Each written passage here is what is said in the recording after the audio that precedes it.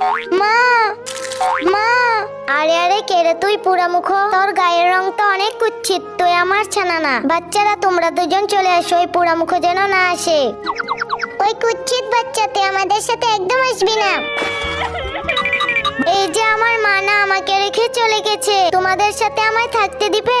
না না, তুমি এখান থেকে চলে যাও, তুমি দেখতে অনেক কুৎসিত। আমি কুৎসিত বলে সবাই আমাকে তাড়িয়ে দেয়, এখন আমি কি করব? ওয়াও, তুমি দেখতে কত সুন্দর। কে তুমি? আমি তোমার মা। তুমি আমার মা হবে কিভাবে? আমি তো কিছুক্ষণ আগে অন্য কারো ডিম থেকে ফুটেছি।